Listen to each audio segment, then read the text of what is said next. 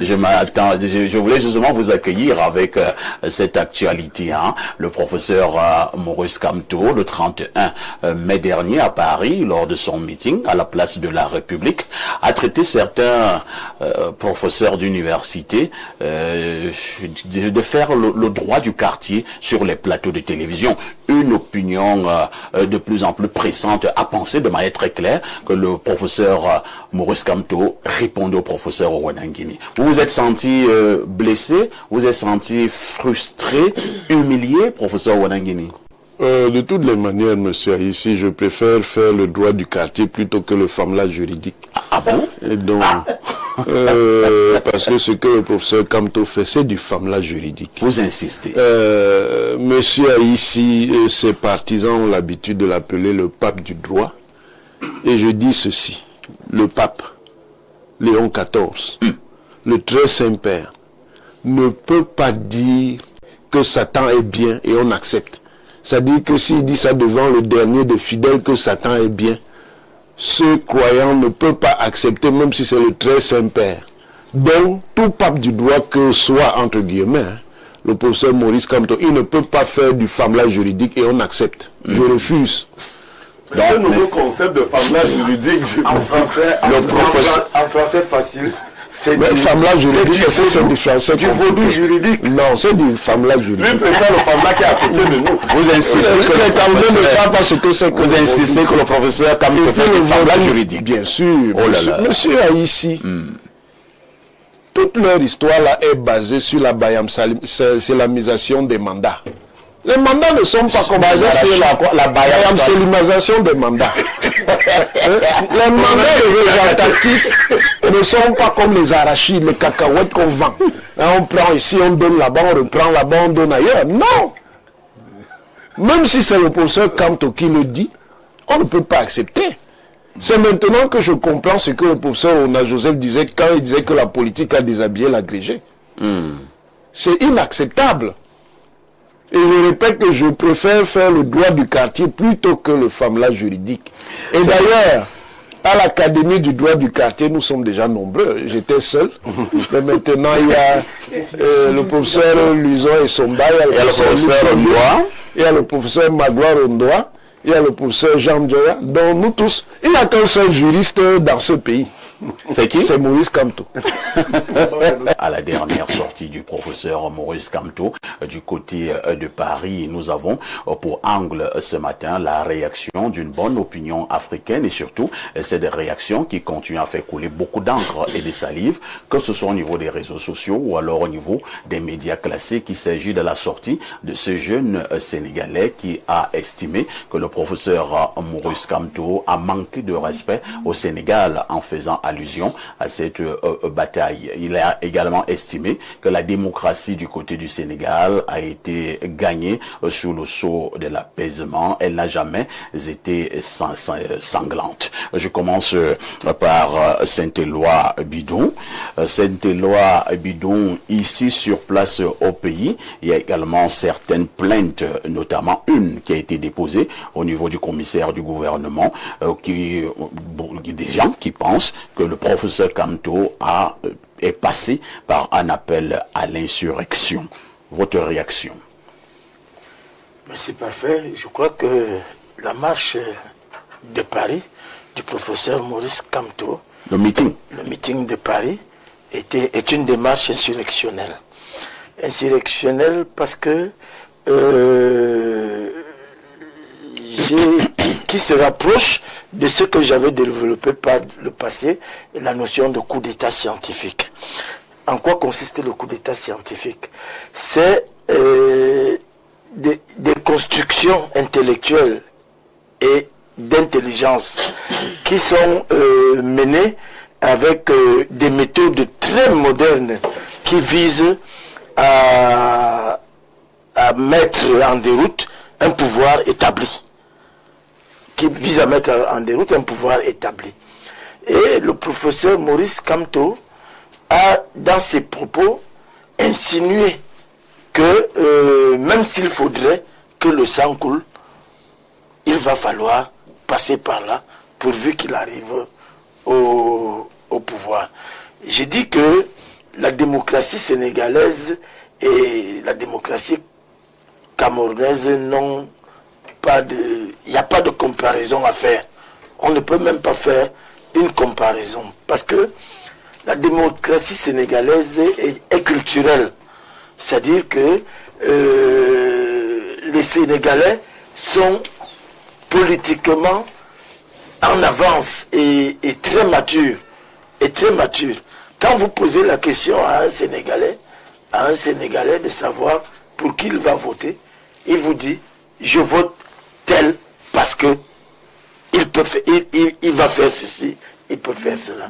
Pourtant, la démocratie camerounaise a encore du chemin. Quoique dit apaisé, elle a encore du chemin à faire. Et je crois que les hommes comme Maurice Kamto sont en train d'éveiller des consciences sur le plan ethnocentrique et ethnopolitique. C'est-à-dire que c'est David Eboutou qui parlait d'ethnofascisme l'autre jour. C'est-à-dire que on se déplace, on invite la communauté, on pense que la masse critique est atteinte pour pouvoir dire que je suis votre candidat, à nous le tour, donc à vous de jouer. Voilà un peu la logique dans laquelle le professeur Maurice Kamto voudrait orienter la démocratie camerounaise, vu sous ce prisme-là. David Eboutou, le fait pour Maurice Kamto d'évoquer les 50 morts que l'on a enregistrés du côté du Sénégal par rapport à la dernière présidentielle de ce côté, est-ce que c'était une manière pour le professeur Maurice Kamto de demander également aux populations camerounaises de descendre dans les rues, quitte à ce qu'il y ait des morts, mais pourvu que le pouvoir en place soit renversé? C'est de la nécropolitique. Et pour nous autres qui assumons un positionnement essentiellement panafricaniste, nous nous opposons à la nécropolitique.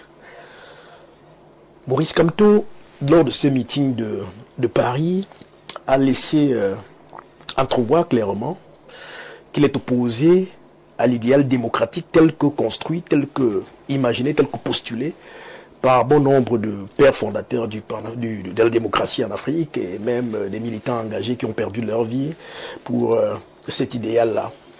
D'abord au niveau de la symbolique, parce que dans une tribune que j'ai commise il y a quelques jours, je ne comprenais pas qu'on continue de célébrer un meeting qui se tienne à 6 000 lieues de notre pays et que l'on prenne cela pour modèle. Parce que dans notre positionnement qui est le nôtre, il nous semble que Paris aujourd'hui entretient un différend d'un point de vue historique avec notre mémoire collective. Et donc nous n'avons pas encore vidé ce différend. Et le fait qu'on vienne à célébrer un meeting en plein cœur de Paris, en remerciant les autorités françaises, pour nous ça nous pose un problème. Et l'on voit là comme une espèce de retour de la France-Afrique au sens de François-Xavier Verschaff, qui l'a mieux théorisé, et qui consacre le candidat Maurice Kamto, le président national du MRC, comme en réalité un candidat des lobbies, comme un homme des réseaux qui entend en réalité fonctionner sous le sillage de la France-Afrique. Quand je l'ai dit, j'en viens donc à votre question. Oui, j'insiste sur le terme de nécropolitique, pour la simple raison que, et j'ai insisté là-dessus dans ma tribune, Maurice Kamto aujourd'hui se distingue comme un leader, quitte lorsque vous le soutenez, à un moment qu'il y a des divergences, vous vous retrouvez soit en prison, soit à la morgue. Comment ça? Regardez tous ceux qui ont apporté un soutien conséquent au professeur Maurice Kamto. Où sont les Biboun Isaac, les professeurs Fogoué, tous ces grands soutiens qui ont donné du poids à sa posture sur la scène socio-politique et même socio-médiatique? Je crois qu'ils sont quelque part là où vous savez. C'est la prison. Où sont des gens comme Paul Rikingue, Penda Ekoka et les autres? Mais je reviens... c'est pas le professeur Kamto. Non, c'est ce que je veux dire, n'est-ce pas? Attendez un peu, c'est pas le professeur Kamto qui met ses militants en prison, ce n'est non plus le professeur Kamto qui tue certains et qui l'ont soutenu. Vous comprendrez le lien. Vous savez, je reviens des Bolova. Oui. Et à l'heure où je vous parle, le patron régional du MRC pour la région du Sud est à la morgue. Il est décédé samedi matin et je n'ai pas encore vu un communiqué circuler. Lorsque le professeur Maurice Kamto, devant des militants surexcités, des sympathisants surexcités en plein Paris, convoque l'exemple sénégalais en mettant en avant les 50 morts du Sénégal qui se sont sacrifiés pour voir émerger la candidature de M. Diomaye Faye qui sera finalement président de la République. Si ce n'est pas de la nécropolitique, c'est quoi? Parce que il me semble que il y a, quand on parle de la démocratie sénégalaise, des vertus à célébrer de ce côté-là. La démocratie sénégalaise, je la maîtrise un peu pour avoir été double lauréat, non seulement du Codestria, mais également de Global Africa à Saint-Louis, à côté de la Mauritanie, où j'y ai passé l'essentiel de mon temps. Et donc, la démocratie sénégalaise, c'est davantage l'engagement citoyen. Un engagement citoyen au plan démocratique qui se construit en dehors des espaces militants. C'est-à-dire que la jeunesse qui en arrive à conduire un homme, à choisir un homme, de la plèbe parfois, pour le positionner à la tête de la magistrature suprême, sont des cadres structurels militants que l'on connaît dans des partis politiques. Là-bas, l'engagement citoyen s'exprime davantage dans des associations, n'est-ce pas? Dans des réseaux, des circuits qui sont connus par des jeunes et qui se passent le mot. C'est cet engagement citoyen qui fait que la mobilisation que vous voyez souvent la jeunesse manifester au Sénégal lors des joutes électoralistes, c'est celle-là qui amène souvent des leaders sortis parfois de nulle part à se retrouver à la tête de ce pays-là. Donc, ça n'a rien à voir.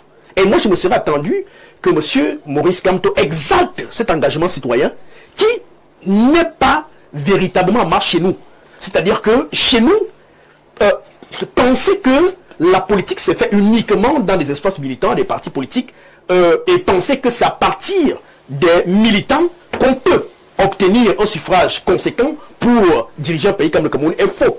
Parce que la plupart de ceux qui votent sont parfois des voix silencieuses. Donc, qui n'ont jamais pris une carte de parti politique. Moi, en l'occurrence, je n'ai jamais pris une carte de parti politique depuis ma naissance. Mais je sais que je fais partie de la majorité silencieuse capable d'influencer le vote si effectivement les choses se passaient normalement. On peut revenir sur les derniers chiffres de l'élection de 2018 où vous verrez que, et c'est d'ailleurs le débat en cours, sur à peu près 7 millions d'inscrits, il y a eu 3,5 millions qui ne sont pas allés aux élections, qui ne sont pas allés voter, effectivement parce que nourris à la source d'un discours qui leur disait le RDPC a déjà tout bloqué, verrouillé, et donc ça ne sert à rien. Si effectivement le discours de nos leaders politiques allait dans le sens d'amener cette majorité silencieuse à aller assumer leur devoir citoyen le jour J, forcément on aurait pu espérer quelque chose d'autre. Donc, il y a donc ce qui est intéressant quand on parle de démocratie sénégalaise, c'est la culture de l'engagement citoyen. Et moi, je n'ai pas suivi ça chez M. Maurice Kamto. Il a plutôt exalté 50 morts. Voilà pourquoi je parle de nécropolitique. Et à côté, quand on parle de M. Diomaye ou de Sonko aujourd'hui, on pourrait s'inspirer de M. Sonko. Qu'est-ce que Sonko a fait? Ayant vu qu'il y avait une pression, un étau politico-judiciaire qui l'empêchait désormais d'être candidat à la présidentielle. Il a fait la passe à Diomaye. Il a fait la passe à Diomaye. Je vous rappelle que Diomaye n'était même pas parmi les trois membres du cercle rapproché de M. Sonko. Diomaye venait au moins en 5e position. Vous voulez faire comprendre que Sonko a fait montre d'une très grande élévation d'esprit. Absolument, absolument. Et donc, en le disant, fort des débats qui sont en cours aujourd'hui, M. Kamto sera candidat ou ne sera-t-il pas, pourquoi n'aurait-il pas, lui, M. Kamto, qui nous invite, nous, à suivre la voie du Sénégal, pourquoi lui-même ne pourrait pas imiter un Sénégalais du nom de M. Sonko en s'effaçant et en postulant pour quelqu'un comme, je ne sais pas, Mamadou Mota, ou quelqu'un que j'aime particulièrement dans le MRC, qui est très modéré, M. Sim, Maître Sim. Pourquoi pas? Mais pourquoi s'inspirer uniquement des 50 morts? Vous voyez, j'insiste là sur la nécropolitique. Maintenant que je sors, en disant qu'il y a quelque chose d'assez pernicieux. Il s'agit de quoi? Quand même dans la démarche du professeur Maurice Kamto. Il me semble que le fait de créer par un coup un débat qui revient autour de sa personne nous prédispose finalement. Vous savez, en journalisme, vous parlez souvent de performativité du discours. C'est-à-dire qu'en fait, on crée volontairement un débat qui doit revenir, qui doit s'installer dans la mémoire collective, de manière à préparer les esprits à quelque chose dont nous n'arrivons pas encore à saisir. J'ai bien peur que le fait qu'on crée des débats qui n'ont pas lieu d'être, en ce moment, nous conduisent petit à petit, mais progressivement, vers quelque chose qui pourrait être très dangereux pour la suite des événements politiques dans notre pays. Merci David Eboutou. Professeur Mathias Eric Ouanangini, c'est justement la une d'un journal paru à Yaoundé cette semaine. Hein. On a mis la photo du professeur Maurice Kamto, le journal en question revenant sur ces meetings de Paris. Le journal a dit « cet homme est dangereux ». C'est pas également quand même excessif? Oh, c'est une manière de voir, qu'elle soit excessive ou pas, ça renvoie aux perceptions que certains peuvent avoir de cet acteur politique. En réalité, la démarche du professeur Kamto est une démarche essentiellement égocentrique. Tout tourne autour de lui. Les autres, même dans sa propre formation politique, n'ont aucune importance.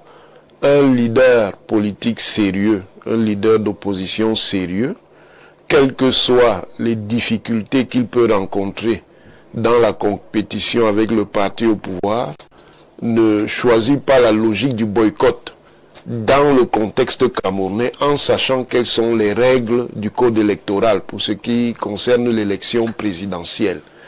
Et en réalité, c'est un choix qui vient du conflit qu'il a eu avec le député Soplazar, qui était le seul député du MRC lors de la mandature 2013-2020, parce que Soplazar avait l'habitude de lui dire que lui, il est un élu du peuple, et ça avait l'air d'énerver le professeur Maurice Kamto, qui a carrément sacrifié, même si les gens du MRC se donnent de la contenance pour faire croire le contraire, qui a sacrifié son parti sur l'autel de l'égocentrisme.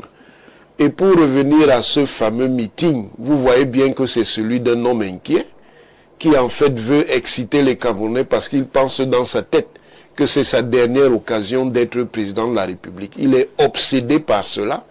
Il se dit déjà, il voit dans le boomerang que lui-même a lancé parce qu'il est l'un de ceux qui ont engagé la polémique contre le président Paul Biya sur la question de l'âge. Et maintenant le boomerang est en train de lui revenir. Il se dit, ah, si en 2025, je ne peux pas être candidat, donc je ne serai pas président, c'est pas en 2032 que je pourrai l'être. Et il est donc tellement énervé qu'il est prêt à tout.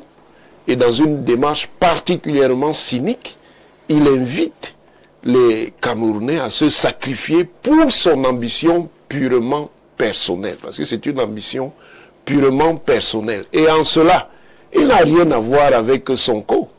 Sonko, face à ces difficultés politico-judiciaires, a eu le courage et la hauteur de dire, bon, c'est trop compliqué pour moi, je mets Diomaye Faye devant et on continue la lutte. C'est strictement impossible. Maurice Kamto. Pourquoi vous dites que c'est strictement impossible? C'est strictement impossible. Quand vous voyez le personnage, vous voyez bien que il est essentiellement arrivé sur lui-même. Et ce meeting a montré d'ailleurs ses limites en tant qu'homme politique. C'est d'abord un très mauvais tribun. Ouais, c'est pas quelqu'un qui peut parler sans papier, avec une certaine maîtrise de soi, avec une certaine contenance. Et vous avez vu, il est allé dans tous les sens. Parce vous n'allez pas quand même remettre en cause les capacités. Je vous dis que c'est un mauvais orateur politique. Ça s'est vu au meeting, non? Si vous avez suivi le meeting, si vous savez regarder les hommes politiques dans leur prise de parole, c'est un très mauvais orateur. Ah bon? Très mauvais. S'il fallait donner une autre vin? Je préfère, par respect pour... parce que lui, c'est un aîné, c'est mon tonton. Je préfère ne pas lui donner de note, mais je vous dis que... Il a quand même eu au plus de 4 sur 20? Non, je ne donne pas la note, parce que c'est très mauvais. 4, c'est même beaucoup. Ah bon? Non, c'est très... Là, il peut avoir demi sur 20. Je n'irai pas jusque-là, mais je vous dis que c'est très mauvais. Mais vous êtes très dur contre le professeur Kamto. Non, je vous dis... Parce que quand il parle, un homme politique, en tant qu'homme public, dans le contexte d'un pays comme le Cameroun, doit parler avec un certain sens de la responsabilité. Il peut être, il est un opposant, donc qu'il critique le pouvoir n'est pas en soi un problème. Mais c'est la manière, les mots qu'il utilise. Quels sont les mots qui vous ont choqué? Oh, mais tous ces mots, la résistance c'est quoi? La résistance c'est l'insurrection. C'est un mot code. En réalité, ce meeting, c'est un signal disant à ses partisans, tenez-vous prêts. Maintenant, on commence la marche vers la prise du pouvoir. Et ce n'est pas une prise de pouvoir par les formes démocratiques. Il est obsédé depuis le départ par le raccourci insurrectionnel. Ils ont l'habitude, les partisans et militants du MS, disent que je vois l'insurrection partout. Mais moi, ils ne peuvent pas la faire. Leur histoire sur le fameux juridique, là, ça sert à quoi? En fait, c'est chauffer à blanc leurs supporters pour mettre dans leur tête que si le professeur Kamto n'est pas candidat, c'est parce qu'on a peur de lui. Et comme on va donc le disqualifier, ils vont donc se soulever parce que les institutions sont injustes. Mais quand vous vous tenez au cadre juridique, ça n'a rien à voir. On ne peut pas accepter la bayamsélimisation des mandats. Les mandats, ce ne sont pas des arachides qu'on partage ici, on part, on donne ici, on donne là-bas. Non. Le mandat représentatif a un sens. Le mandat représentatif est, je le répète, intangible, inaliénable, intransférable, intransmissible. Parce que sinon la conséquence c'est quoi? La conséquence c'est que la démocratie représentative n'existe plus. Vous restez chez vous, les autres font élire leurs candidats, vous venez après, vous les débauchez, et puis vous dites que vous avez des élus. Est-ce que ça a un sens? D'abord sur le plan juridique, puis sur le plan moral. Ça n'a pas de sens. Mais vous voyez des gens, vous défendre quelque chose comme ça, c'est tout à fait scandaleux. C'est un gros scandale ce qu'ils sont en train de faire. Et ils savent ce qu'ils font. Parce que c'est fait pour chauffer à blanc les supporters, les préparer à l'insurrection. Vous insistez? J'insiste.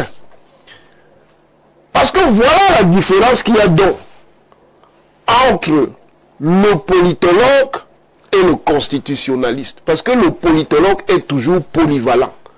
Après avoir utilisé les instruments du droit constitutionnel, il passe à l'analyse politique. Il passe à l'analyse stratégique.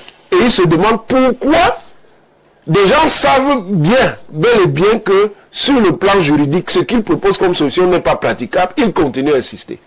C'est parce qu'ils veulent créer des preuves de force. Donc ils chargent les gens, et ça fonctionne. Hein. Ceux qui croient là, qui disent naïvement, oh, vraiment, le débat là est inutile, vraiment ça sert à rien. Non! Ce débat tel qu'il est mené, ils sont en train de fanatiser leurs partisans. Et ne soyez pas étonnés que dans quelques mois, vous voyez ces partisans se déployer de manière extrêmement violente. Parce qu'on leur a donné des mots d'ordre. Des gens qui n'ont aucune compréhension du droit, maintenant c'est mandat impératif. Mandat impératif. Ils sont comme les robots, mandat impératif. Ils ne savent même pas ce que mandat impératif veut dire. Mais on a dit mandat impératif, mandat impératif, mandat impératif, mandat impératif. Donc, on formate l'esprit des gens et on les prépare. Et puis ensuite, c'est quoi cette histoire où, parce que quelqu'un n'est pas d'accord avec la perspective politique du MRC, il ne vaut plus rien. Qui en matière de droit constitutionnel, puisque moi je suis juriste de quartier, mais je vais leur répondre. Je vais leur répondre. Qu'ils attendent. Vous ne pouvez pas commencer à insulter le professeur Magloire. Il faut quand même être sérieux.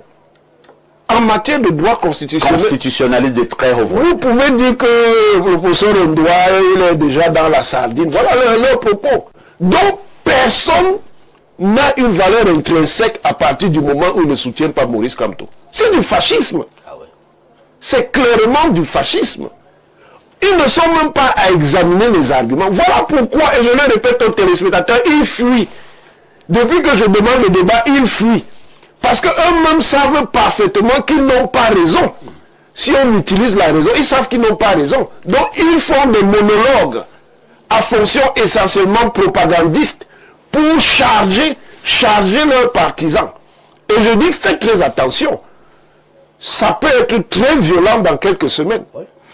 Merci, professeur Mathias Eric Owonangini, qui est passé là en sensibilisateur et qui attire l'attention des uns et des autres.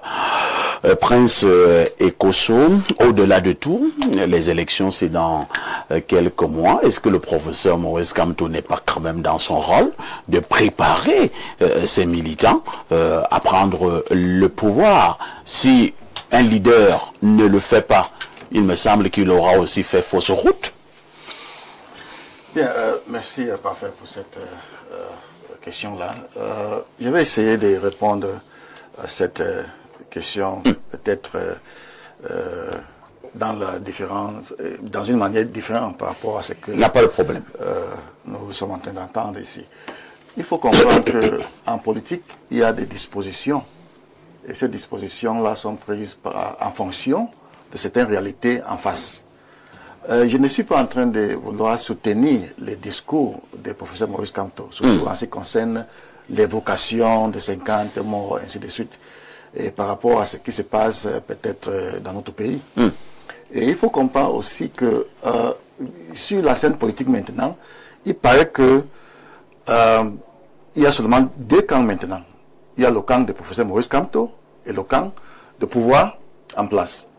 Parce que il y a de cela quelques jours, j'étais ici dans cette maison et c'était toujours le nom de Maurice Kamto.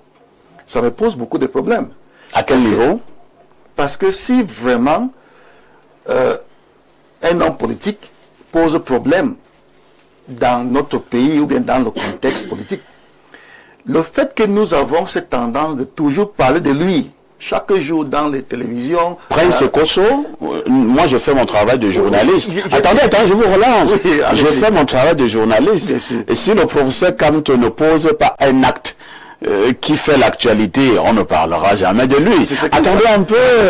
Maintenant, si le professeur Kamto va à Paris, il évoque 50 morts au Sénégal. Et il dit aux Camerounais d'être prêts. Moi, je suis journaliste, je fais les débats politiques. Je suis obligé d'en parler, vrai ou faux? Bien sûr, bien Ce n'est donc pas une affaire de toujours parler du professeur Kamto. S'il va à Baham, si le professeur Kamto va à Baham, il cultive ses champs, personne ne parlera de lui, vrai ou faux? Nous sommes en train de dire la même chose. Non, nous disons la même chose. C'est ce que je suis en train de dire. Il faut comprendre ce que je suis en train de vouloir dire. Pour moi, je pense que si le professeur Maurice Kamto présente une menace en tant que tel, n'est-ce pas, il y a les juridictions de l'État qui peuvent lui convoquer. Donc, pour moi, c'est de faire sa publicité, de parler de lui tout le temps, surtout en ce qui concerne cette affaire de Paris.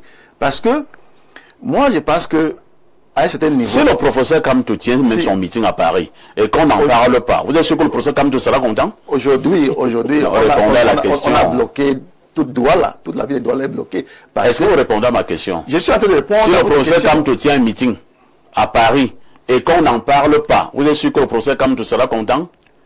Mais, il y a des meetings que on n'est pas obligé de parler de tout ce que Maurice Kamto fait. C'est ce que je suis en train de dire. Donc, moi, je pense que, d'abord, la scène politique est remplie maintenant avec le nom du professeur Maurice Kamto, qui pose pour moi un problème. Deuxièmement, sur la scène politique, moi, je ne suis pas d'accord avec certaines choses, ou bien certaines phrases, ou bien certaines paroles que Maurice Kamto mentionne. Par exemple, les 50 morts. Je ne suis pas d'accord du fait que nous pouvons avoir une insurrection au Cameroun. Je ne suis pas d'accord. Alors, lorsqu'on n'est donc pas d'accord avec ce qu'il dit là, vous avez pris vous-même l'exemple de 50 morts. Au fait, donc, comment vous n'en parlez pas? Non, écoutez, je suis en train de dire ceci. Nous avons des compétences au Cameroun. Si dans le fait où Maurice Kamto a dit certaines choses qui menacent la sécurité nationale, on doit lui convoquer pour qu'il puisse répondre. Et quand on va le convoquer, est-ce qu'on pourra en parler? Bon, écoutez, il ne faut pas entrer dans cette... Moi, il faut comprendre. Je suis en train de vouloir expliquer ma pensée par rapport à votre question. Mais si vous ajoutez des questions, c'est comme si c'est seulement vous et moi qui sommes ici aujourd'hui. C'est vous qui parlez d'abord. Si monsieur ici permet, je vais comme ça, dans quelques secondes, on revient au monsieur Kosso veut dire, c'est qu'il estime que on met trop d'attention sur ce que le MRC fait et que peut-être il faudrait s'intéresser à d'autres partis. Mais effectivement aussi, il faudrait s'intéresser à d'autres partis de l'opposition. Mais le problème aussi, quoi qu'on pense du MRC, le MRC a au moins une chose, c'est qu'ils savent attirer l'attention. Tout à fait. Ils savent attirer l'attention, ils sont dans ce que quelqu'un, le professeur, on avait appelé en 91, la politique du happening permanent. C'est-à-dire qu'il faut créer tout le temps quelque chose pour attirer l'attention vers eux. Même si la tendance mauvaise de ça, c'est qu'en réalité, ils sont dans la tricherie. Ils ne vont pas aux épreuves où on voit la crédibilité, la représentativité politique. Ce sont les élections. Mais ils veulent gagner une représentativité sans aller aux élections avec la bayamselisation des mandats. La bayamsalisation des mandats. C'est une autre expression sur Libre Expression ce matin. Oui, Prince Ekosso, vous reprenez la parole et vous ferez un effort de chuter. Oui, donc il faut aussi comprendre que le professeur Maurice Kamto est dans son droit en tant que politicien pour aller organiser un meeting n'importe où. Mais le fait que cette meeting à Paris a donné une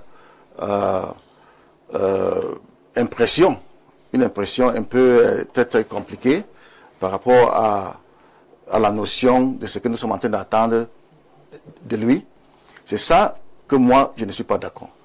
Parce qu'il faut comprendre que on ne veut pas le sang au Cameroun. Parce que nous avons toujours... Cela signifie que lui veut du sang au Cameroun. Vous n'êtes pas candidat pour faire partie des 50 les 50 martyrs.